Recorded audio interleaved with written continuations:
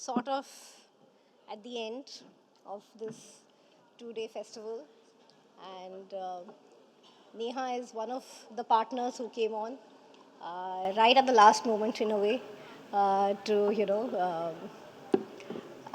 yeah, to really sort of support the vision behind this festival in a way. Right now, as we've sort of finished 2 days of the festival, we've had many conversations. We've reflected on many new ideas. We've reflected on many old ideas. And I really feel that there could not have been a better moment to have this conversation, Neha, with you, because I think what makes this conversation special is not the fact that you are Amaha, but the fact that you are Neha. And you have a very strong story, which perhaps, so I mean, all of you, I don't know if you know of Neha, but she's this highly accomplished young person, okay, my age, young, come on, young. She's traveled the world. She set up something called the India Art Fair, ran it successfully for 10 years, sold it. She's like recognized as a young woman leader in various leadership fora across the world. But that's not the reason we have you here today, Neha. We also don't have you here because you've gone on to really invest yourself in every sort of sense of that word in mental health. A lot of us have done that, right? But that's not the reason you're here. You're really here because you yourself have a very, I'm really struggling for the right word, a very poignant story, shall I say? Where you've in a way lived through certain experiences. And I really cannot think of a better way than this to, in a way, end this. I mean, we will have two more sort of very interesting gala events after this, but I mean, our serious conversations in a way, this is really the last conversation we're having, and I cannot think of a better way to end it, because what you will bring to this festival right now is, I think, a very different perspective once again, and really at its heart, this is what the festival is supposed to be, right? To really bring different narratives to the stage, different stories. And so I'm really going to start, Neha, with asking you a very difficult question, and we've spoken about this, and I know you're ready to talk about it. Okay. So I'm going to start with asking you a little about your own personal history. You were about 5 when suddenly, we're 5, we have a certain imagination of life, we're living life a particular way, but something happened that, you didn't know it then, I'm sure, but that was going to change your life forever. So if you could just tell us what happened, and we'll take it from there. Thank you for bringing not just our present, but also sort of all of our pasts into this conversation, and for having me here. Yeah, I feel like life did change, actually, in a permanent, forever sort of way. It began with just very simple, innocent, what we didn't know as manifestations of a mental illness in my mother. When she would say to me that maybe don't brush your teeth because maybe the toothpaste is poisoned, or we have to protect ourselves at night because somebody might attack us in our sleep. And at that stage, you sort of want to buy into everything that your mother is saying. And of course, it took me a few years to realize that maybe there is something different in how she's seeing the world and how she's seeing things. And I think what followed was many years of just unpacking what the world's truths are, what her truths are, trying to find your own sort of truth, meaning, place in the world, what is considered normal and what is not. So as a family with a mental illness, there was a lot of a sense of alienation, a big sense of shame. As a young person, I remember feeling like really a constant sense of detachment, disgust, just sort of, I wanted to just sort of abandon myself and everything that was mine and run. And so I literally ran. I spent the first decade and a half of my life running. I played hockey, I played badminton, I just ran every day for 10 hours till I could drop dead and not think about, the madness around me. But yeah, that was a little bit of what those early days were about. You spoke of how, keeping yourself busy, keeping yourself distracted was really your primary coping mechanism at that point, right? As a young child, and when that young child had nobody really to speak with, nobody to turn to, nobody who could share the pain and the anguish that she was feeling. This was really the only coping mechanism available to her. If you could, talk a little about that.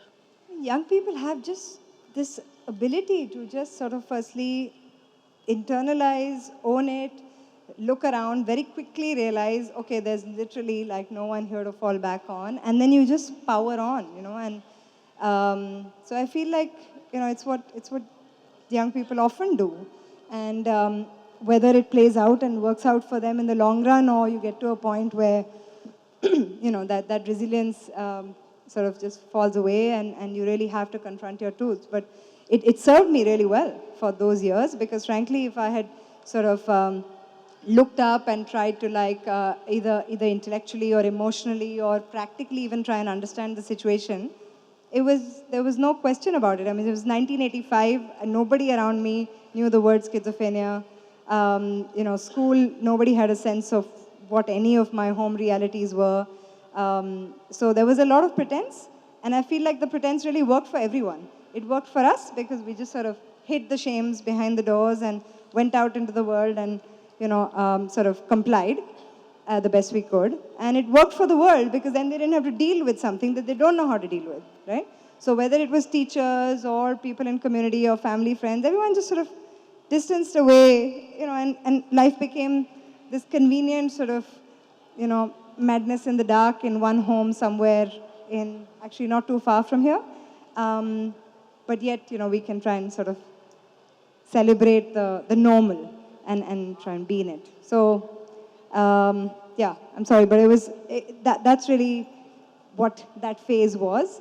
And I think, you go through that stage realizing that, oh, I'm so courageous, I'm so powerful, and, you celebrate resilience. And we have this way of, especially in positions of leadership, and, this is technically my fourth startup, but like, as you win all these business awards and people look at you as an entrepreneur, they celebrate your resilience, This is the strongest person I know, even if a storm is passing by, she'll walk right into it, But resilience is so overrated and so misunderstood and so wrongly sort of propagated, right? So I think, that's really been sort of the young coping, but also then at some point in my 20s realizing, okay, this is not going to last. And it shouldn't. And in trying to make this last, I've lost myself. So talk a little about that, it's really like you start to achieve because that is your response to everything that is going on in your life. But then at some point you're like, okay, this is not perhaps going to be sustainable. And you reached some point in your life as well where you felt that way. Tell us a little about that. What brought you there and what were your thoughts at that point? What were you thinking?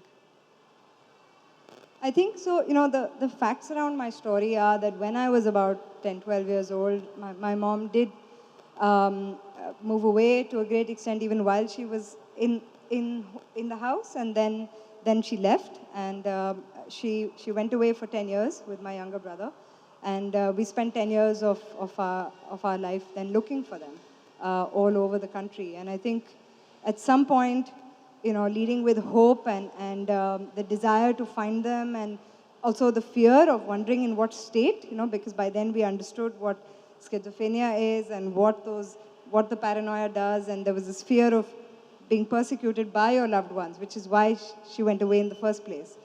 And our desperate attempt to try and find them, because rehabilitation meant coming back into community, into mainstream society, getting back into education, and that is what will make everything normal. And this idea of treatment for a disease, that had thrown our lives out of control. I think it was really that, and then just sort of bringing them back into that space had become sort of a single-minded obsession, and we literally, it was a hunt, across India, across, there was a time we met in Bihar, there was a time we met in Nagpur, a time in Nepal. Finally, 10 years later, finding them in Nepal and bringing them back. But in between, I think there was a time when it felt easier to give up. It felt easier to just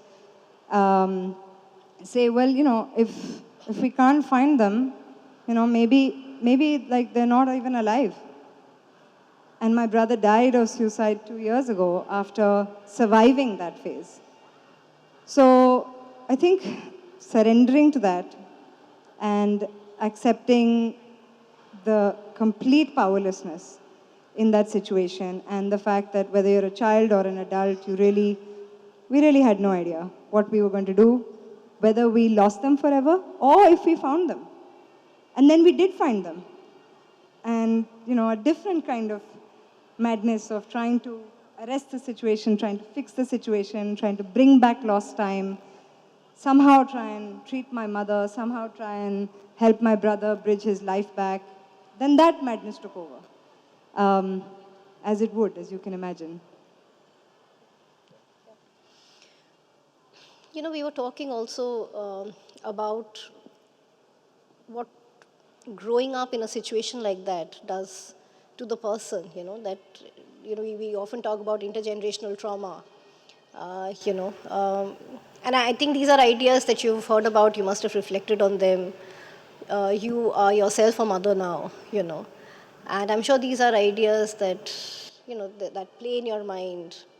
Just wondering, how do you, what is your way of looking at this entire story? So Shailja just talked about narratives, right? We are our stories. So how are you looking at your story, your mother's story, your daughter's story? How are you blending it all together in your head at this point? And stories also keep changing because we keep changing. Yeah, and I guess she also said something about who has the right to tell your story. And I feel like for a long time, because, we inherently are social beings and there is this desire to fit in the normal and be the normal. And so, you want to live the story and be the story that people want to hear. And actually, in my career trajectory and in life, it actually got to that point where people then seem to see this as actually a great story of successful resilience and a triumph over adverse circumstances and thriving through trauma and so on. And then, there was a great sort of celebration around that.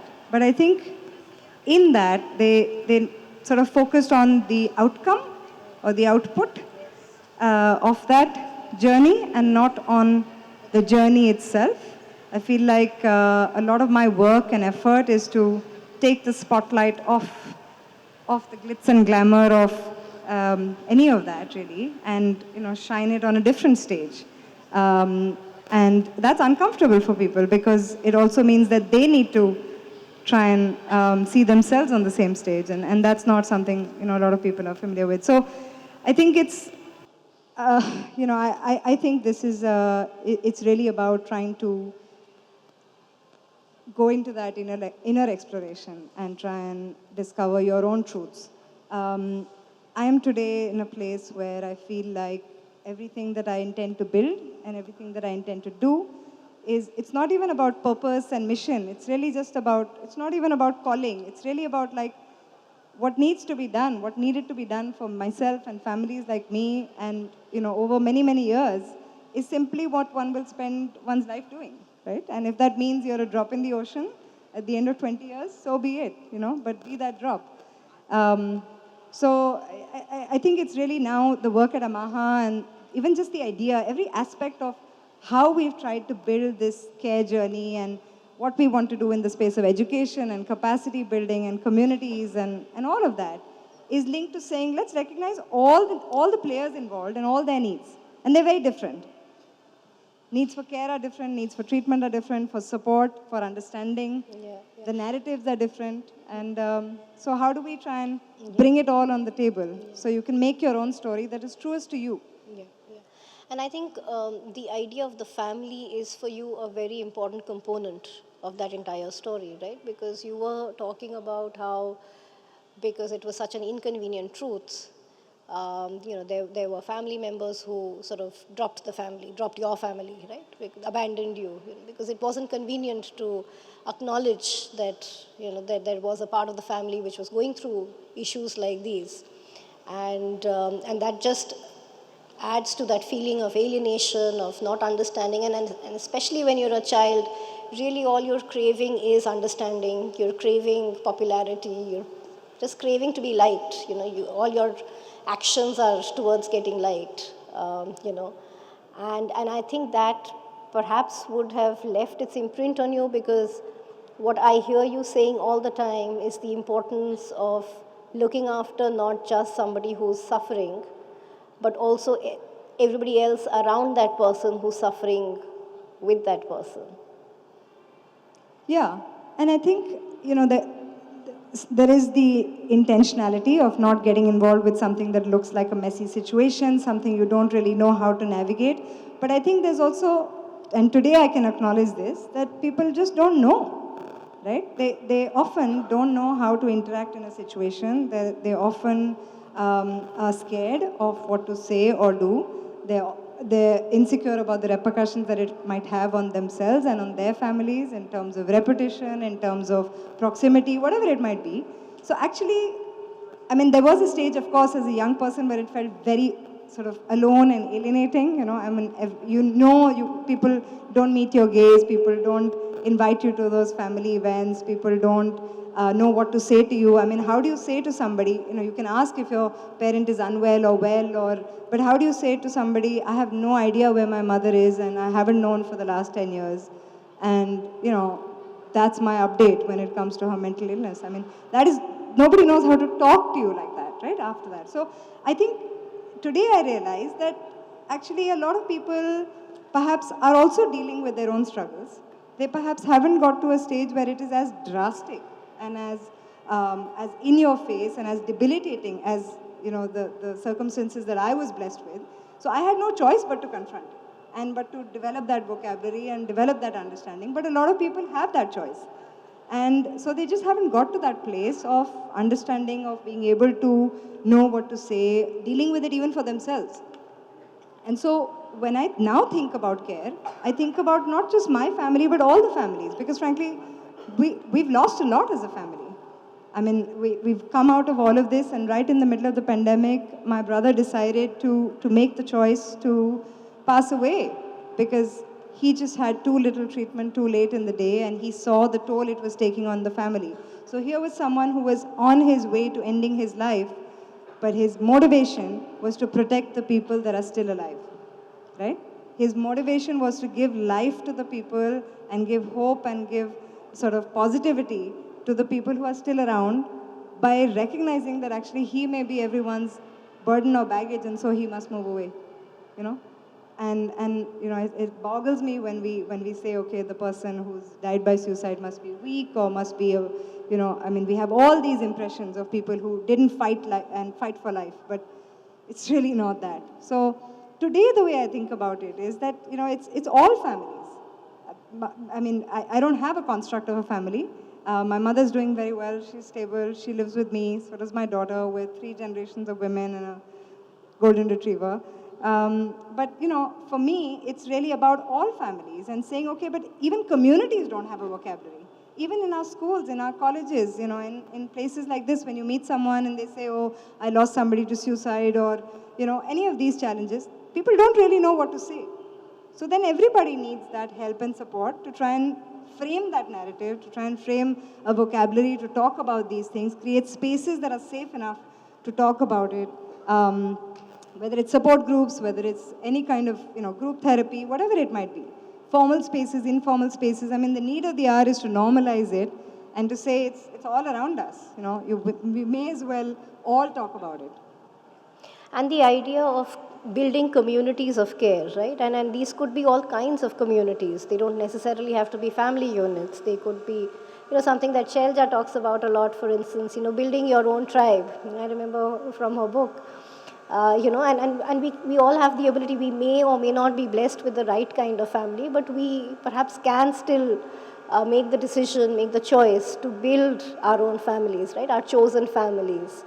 And these can sort of translate into becoming communities of care, right, where we are able to afford that little safe space, that just that little, period of time that you listen to someone, that listening ear, not coming and judging, not coming and coming up with solutions immediately, telling people what they should or should not do. Just a safe space where you can listen and wonder together upon the many injustices of life, the many challenges we all face, right? But what do you, I mean, when you are talking about communities of care, is there something specific you're thinking about? Or, I mean, I'm just curious also because, your understanding is also coming from a very strong lived experience. Right? We talk about lived experience in many ways, but I think all of us have lived experience of something or the other, right? So I'm wondering from your lived experience, what is it, so if you were to now plan for that little 10-year-old, right, who was in this situation, what kind of a community of care would you like to create for that 10 years? That 10-year-old didn't have it, but today if there is a 10-year-old, what kind of a community of care would you like to build that could hold that space for her so that, I mean, she would still feel alone, but perhaps her loneliness would go down 1 degree maybe, and sometimes that too is enough. Yeah. Yeah, I mean, building a tribe, no one person or no one organization can do this on their own. So I think the first thing really to do is to build a tribe of individuals and then bring a set of like-minded organizations and forces together. So of course, doing the smart thing, the first thing I did was knock on Shelja's doors and get invited to her tribe if she would consider. And then build from there, right? Because I think the dream really is, and as people who are practitioners, whether on the therapy side or the psychiatry side or any of the other sort of players within the mental health ecosystem, but also as people in community, as young people. I mean, I'm now 43, but I'm sharing a young story, so I'm going to be young for the moment. You want that support system to be as accessible as possible, as relatable as possible, as affordable as possible, and in a way to come with a degree of unconditionality. So, there are a few things that kind of are the foundations of that, and we're hoping to do more work in building community programs that are around a sense of safety, a sense of respect and dignity, where it is not sort of a hierarchical, here are the people who are the experts, here's the person with the problem, this guy will fix this guy, and so let's just talk down, So an idea where we can look at community care that is inspired by people with the lived experience, their caregivers, and in a place where the experts are listening in. And what emerges is a collaboration of ideas, of thoughts, of exchanges of what is the best way to build from here, right? We talk about an ecosystem of care. It doesn't exist, right? And the question is, I mean, it'll be a challenge if the wrong kind of ecosystem gets fortified. And so the question really is, how do you begin to build an ecosystem? And who are the central players of that? And that is sort of my belief and also my bias, that people who have really gone through it are the people who really know what they need. And if it is true that we are trying to provide support and care to them, then that has to be the center and the heart of it, right? And as we get that breeze from the drone, I really feel like it's young people and people who feel like they have either the internal courage, or we can create an environment that gives people courage to just be their full selves, right? Own all their experiences, the highs and lows of it, and then empower them and empower each of ourselves to be able to then say, okay, this is what I need, and this is how I need it, right? And this is what you owe me if you think you're in the business of trying to serve me. So I feel like a little bit of equalizing and a little bit of collaboration is what needs to be created. So, in Amaha, of course, we've talked a little bit about our work, but one of our efforts is really to try and create community care programs that we can do in schools, in colleges, in communities, working with young people, building them together in a collaborative framework, so that it's something that people can own and run with, and that we can facilitate with the support of different pools of expertise. And the fact that there is great wisdom in the lived experience. And often it's tokenism, somebody, there's a bunch of experts and then one lived experience person arrives on that board and is giving their sort of inputs. But to really realize that this whole universe has to be orchestrated around that person's experiences. So I think that's a little bit of the spirit of not being sort of, not pathologizing, not being a hierarchical model, just really tuning in to what that culture, that community, that individual needs, and then trying to say, okay, let's be true to that. Hopefully we will be able to build something from here on, and we're working with a range of mental health organizations in community, in academia, in different sort of service industries to be able to bring that together in a cross-sectoral way. So the other catch here is not to land in a silo, right? Because everything about mental health has to be talked about those people with mental health problems and those experts. So how do you bring the mental health conversation into mainstream enterprise conversation in technology, in education, in public health, and say, look, it's the underlay of everything that is going on in the world, and it has an impact on housing, on living, on education, every aspect of your life. So to mainstream that conversation. And that all of these factors also impact our mental health. That's right, yeah. So it's so sort of interconnected, right? Yeah. Social, psycho, bio. Yeah. So just not to reverse the loop because you can't, but to just rejig it a little bit and help people understand what the starting inspiration needs to be and where is the demand and where is the supply, so to say. Yeah, absolutely. And I think the one thing that I think we really sort of vibe on, Neha, also is this idea that people have to be helped in the way that they would like to be helped. Because this automatically implies that there requires a great deal of humility. And when we're talking about breaking that hierarchy of the expert and the person with the lived experience or anyone else really, the minute we assume that we know better is exactly when we begin going down the wrong path, right? Because people are different, they come from different realities, they have different belief systems, and they will want different kinds of solutions. And that really is the hard part to do, and which is why until and unless you have people who are actually going through a situation, and then we really sort of try and understand who they are, where they're coming from, what is it that they really want. So that I think that really is such an important flip, right? Because it takes the power away from anyone who's not in that situation, and it's a way of, we're not giving anybody power because we really are nobody to do that. We can't go and empower anyone. But when we take that power away from the experts or us or anyone else who is not in that system, I don't even want to do an expert versus, even I would say, other family members, larger society, neighbors, friends, other communities, right? When we say, no, hang on, this is the family and these are the people, let's figure out what it is that they want. And that could be in opposition to anything that any one of us feel. But if that is where they're at, and if that is what they most desire, then how can we make that available to them? Yeah, but the motivations are not aligned for that to happen, right? I mean, no one wants to make that available for that other person. The only person who can actually change that and say, everybody else, listen to me, is the person who's going through it. And the problem in all of this is that because there's talking down to, there is almost a commodity, here's the schizophrenic and here's the bipolar and here's these are it's almost like we've classified and we've sort of commodified the entire mental health space, and now you are just that one story of your illness, right? And I, therefore, as an expert, is somebody who can sort of talk down to you. I mean, that is really the problem. But there is no motivation to change unless somebody asks for that change. Now, you look at stigma, you look at shame, you look at all of these things that hold us back. But the truth of it is, today we're in a place where, the blessing of COVID has been that this is now every household conversation. It's out there, every corporate, every school, every college is talking about mental health. Now, who is going to shape the narrative of what needs to be done? Everybody's got to a stage of saying there's a big problem and this problem is not going away. We have to solve for it, Okay, fantastic. And now, who's going to take charge from here? So it's the people who are going through things who have to come up and say, these are my needs.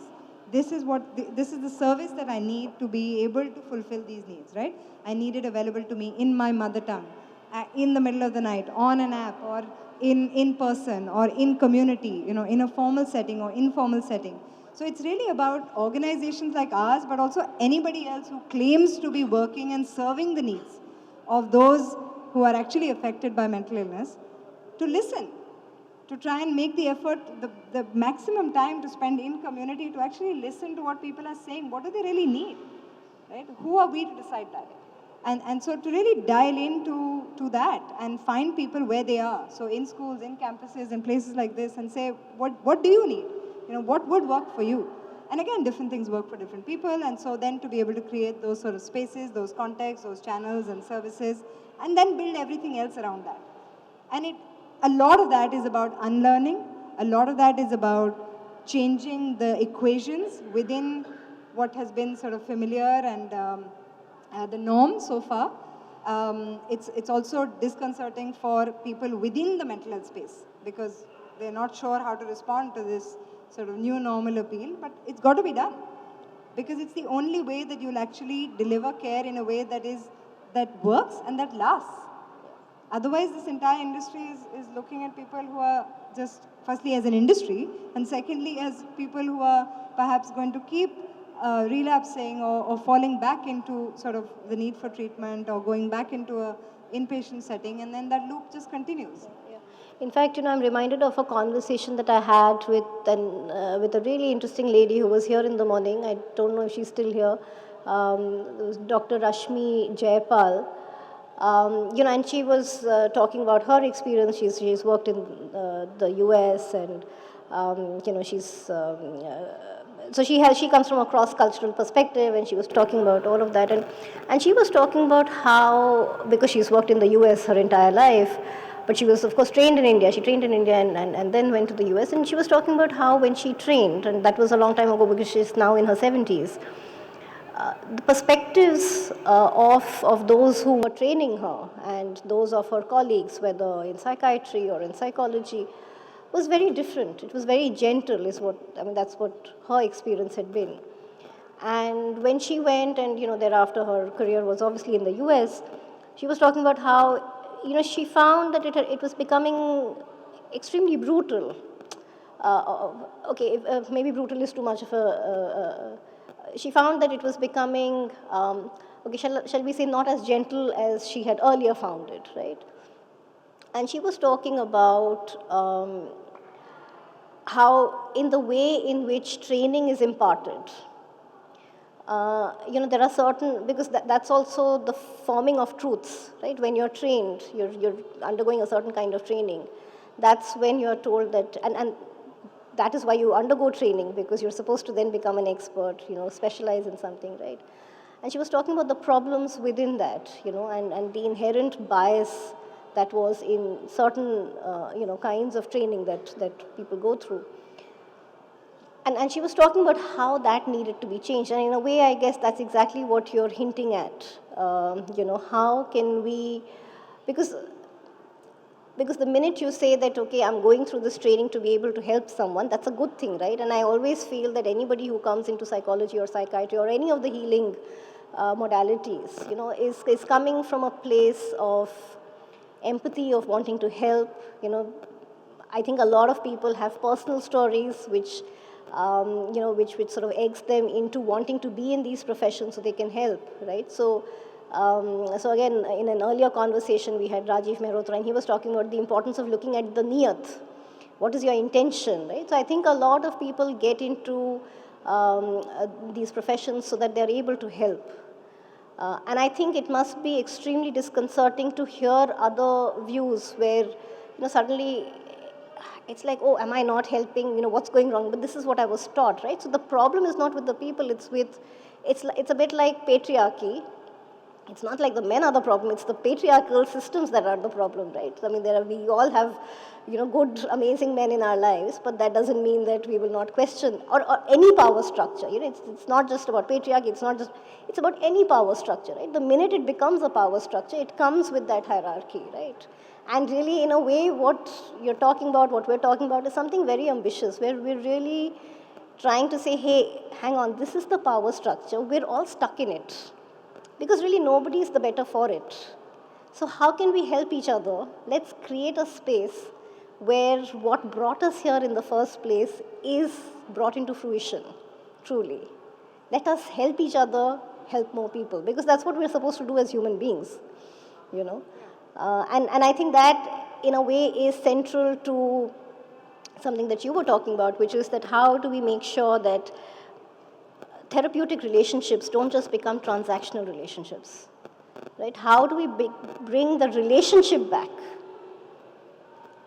right? I'm smiling because that would, of course, be the dream. But I think we have to be careful about two things. One is the othering. And so, this can also go the other way around of saying, all these people who have practiced in a certain way and, perhaps believe in a certain model of psychotherapy or psychiatric practice should not be engaged with.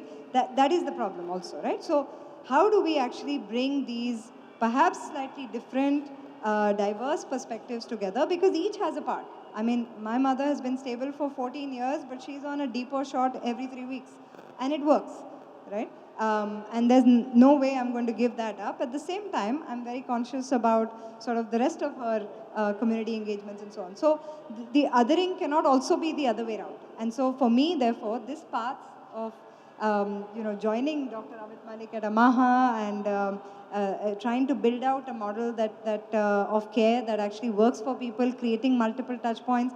All of this is about saying, look, we want to work with the psychiatrists, with the therapists in community and try and be able to bring it all together. So then we form an ecosystem of care. The second thing is around the training and capacity for that. And the one point, though, I do have, when you said, people come in with the intention of helping, and the one nudge I'd give is helping who? Because oftentimes, actually, I have found, at least in my personal journey and as I've recommended people to friends and to family, that a lot of people are in this space because they're still trying to help themselves, right? And perhaps there is healing yet to be done and things yet to be processed. And I actually find that very problematic, that sometimes those therapeutic one-on-one rooms are used to help both or one, and sometimes at the expense of the other. And so that is a question I have actually for the therapists and the people who work on training, that how do you actually solve for that? But I'm no expert to try and even answer that. But this is my question. So when it comes to training and capacity building, whether it's in community or among professionals, I mean, it's really for people who are running these programs and looking at it, to just look at it from the lens of people like us, ordinary, simple people with ordinary or very traumatic experiences, and say, let's just take that into account. A lot of it is just unlearning, right? It is to have that humility to unlearn and to try and move away from the power structures that have prevailed.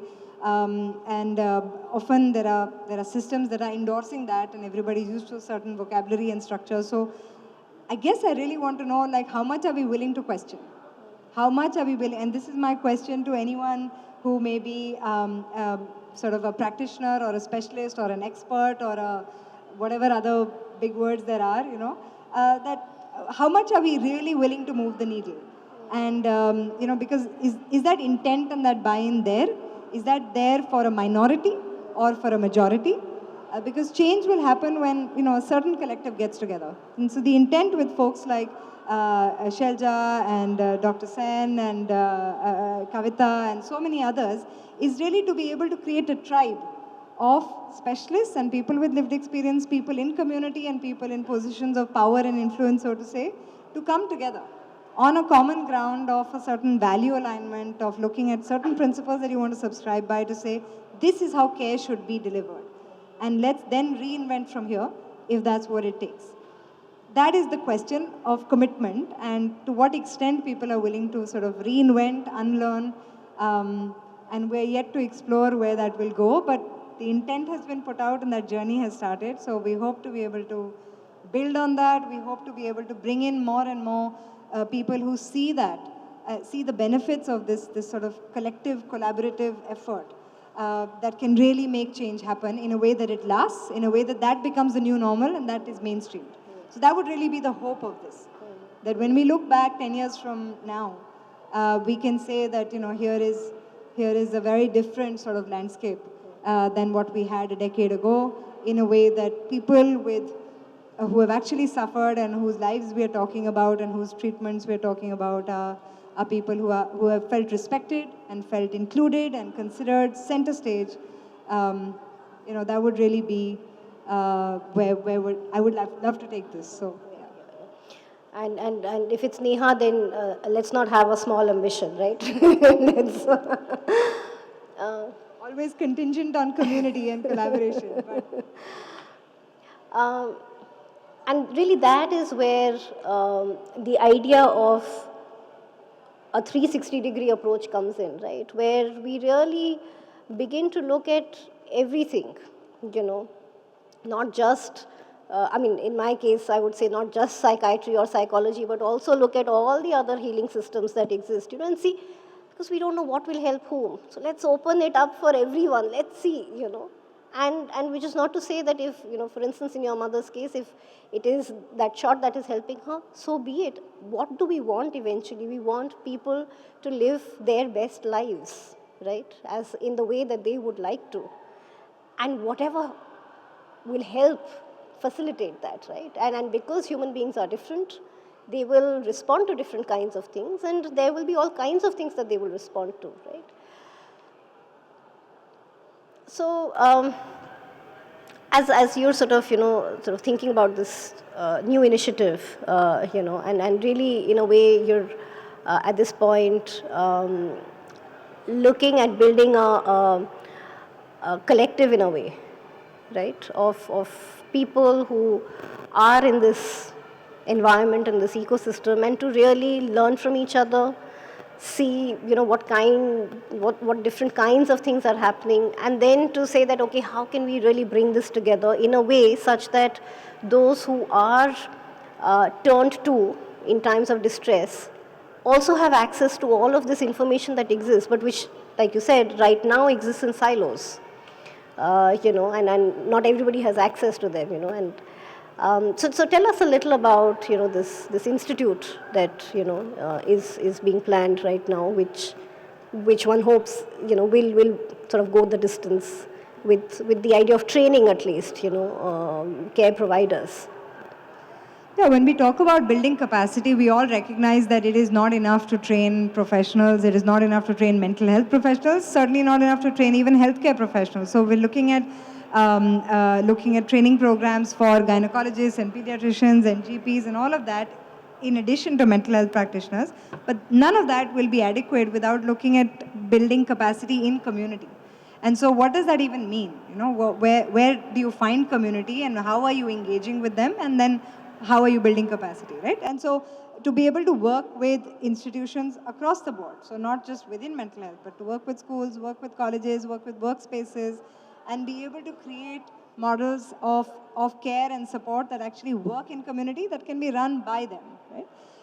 So all of that is something that sort of will come out of this effort. But I think the model really hinges on saying, can we create an alliance of like-minded organizations, institutions, not-for-profits, community-based lived experience movements that can perhaps come together in some way to have a shared platform of learning, exchange knowledge and ideas. There's a lot of recreating, there's a lot of reinventing the wheel. There are amazing training programs in different parts of the country. Can we then cross-pollinate that?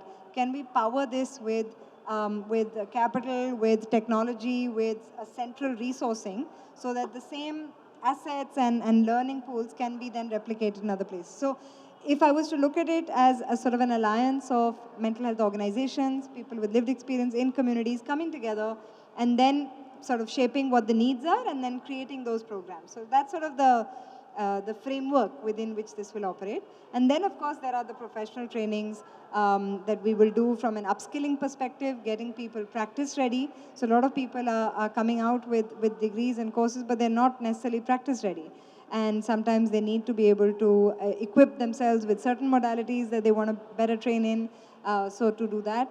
So that's really it. So to really look at an sort of a collaborative framework that is bringing community and professionals together, that is bringing in experts from the world of science, academia, and clinical specialists, as well as lived experience, to together be able to program for this, and then build this national alliance that goes along and carries it forward.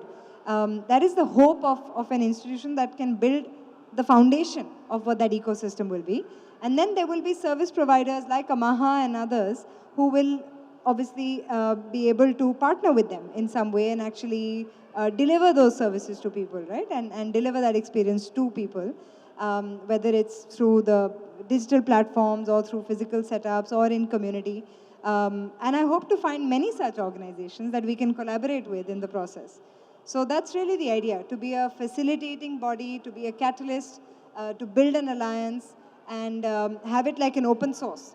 So that whatever there is, whatever learnings there are, whatever resources we gather, the training modalities are all sitting as open source that can be translated into different languages, interpreted in different contexts, and be taken up by as many institutions as possible. Thanks, Neha. On that note, I'm going to open it up for questions, if there are any. Or perhaps we have stunned everyone into silence with our eloquence. Thank you. Can you hear me? Yes. Thank you so much, Neha. I don't actually have a question as such, but I have a reflection. And I commend you for speaking to the fear I believe one has as a child with a mother who has, the fear that I think there's 3 levels of fear that I was hearing. One is your fear to speak from what was not normal and anothering and shameful. The second fear was your mother must have been in an immensely fearful state, knowing that she was the other. And also the family probably had no vocabulary and were in fear. And I am not sure if this is some sort of an utopian thing, but yes, we can have institutions, but I'm wondering how might we frame or reframe fear and mental health discussions in the family. So it's more a rhizomatic, what is a family if you're not there for each other? If the root systems cannot support each other in a compassionate way, and how might we unsilence it? That's all, and I commend you, Neha. Thank you. Yeah, I do feel like it is about doing just that. It's about having these conversations in a family, as a family, and actually just, Natasha here is part of my family. And it's amazing that you asked this question. So that is change, right?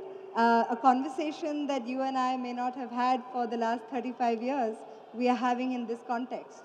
And we will carry back to other people in our family. And so I think that's really it. We have to be able to, but I recognize it's not easy. And so actually it's been a big journey for me, which is that there was a time in my life where I wanted to be as invisible as possible, be a fly on the wall. Just if I could just get by the day and nobody has noticed that I exist, that would be great. Because there's no way I want to attract attention to my drama, right? And then I went through a time of feeling completely abandoned and abandoning myself and realizing the loss and grief around that.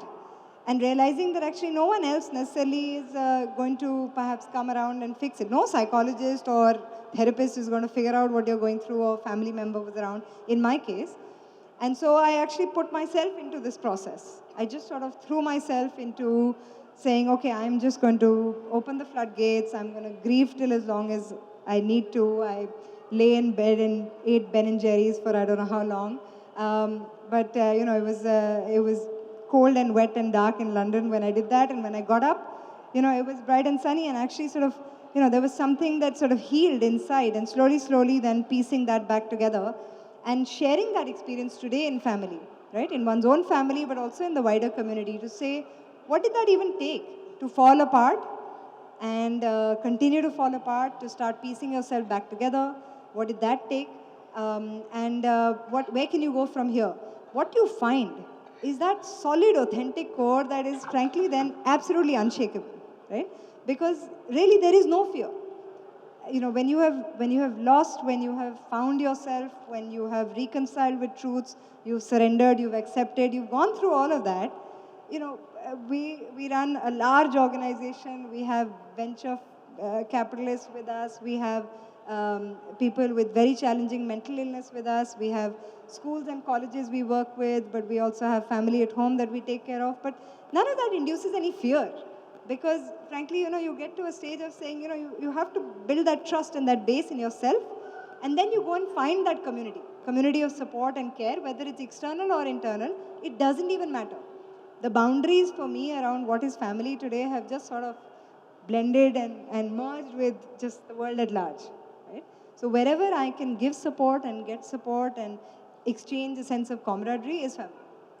And to be able to build that narrative and normalize this conversation, this is really the priority. You know, this is why I came from Bombay as well, to say, let's have this conversation and continue to have the conversation as we go back to our family tonight. So thank you. Thank you, Neha, so much for so bravely and candidly sharing your story. And you know, it's something that we believe in. We started something called Catharsis with a K, from Katha, and how that connects with the idea of catharsis, because stories heal, right? And that's exactly what narrative therapy also talks about, right? So by sharing your story here today, I think it would have made a difference to those who needed to hear it. So thank you for that. Thank you for sharing your story with us in this public platform.